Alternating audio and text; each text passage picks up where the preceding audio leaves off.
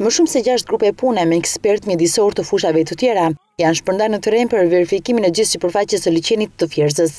Ekspertët theksojnë se ndotja është shumë e madhe, çka kërkon përfshirjen e më shumë se 250 forcave për largimin e mbeturinave. Në aksion janë përfshirë shumë institucione, drejtues vendor, forca të ushtrisë e të tjerë. Ne kemi zbritur në terren për të parë pikat letë nxehta le t'i quajmë këto, ku pjesa më e madhe e grumullimeve të mbeti urbane janë. Mendoj që të kemi rreth 250 deri në 300 forca, duke përfshirë këtu edhe nxënësit të shkollat mesme, të cilët mendojmë që të aktivizojmë ditën e premte.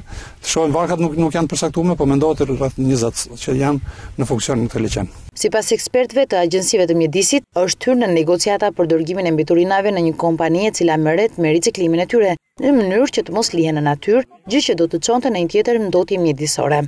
Konkretisht ne kemi nxjerrë pikat e nxehta bashkë me grupin e punës i cili u përcaktua dhe në këto pikat nxehta ne kemi arritur që të bëjmë grumbullimin dhe mundësimin e transportimit të këtyre mbeturinave drejt firmave për riciklim të tyre, jo për grumbullim dhe lënje në vend stok, por kalimin e tyre në riciklim. Grupi Task Force bën mjedis si sipërfaqja e ndotur në liçenin e Vjerzës është 25 km2, nga 81.6 km që është e gjithë sipërfaqja e tij. Ndotja e cila është më evidente në 40 gjire që ka ky liçen.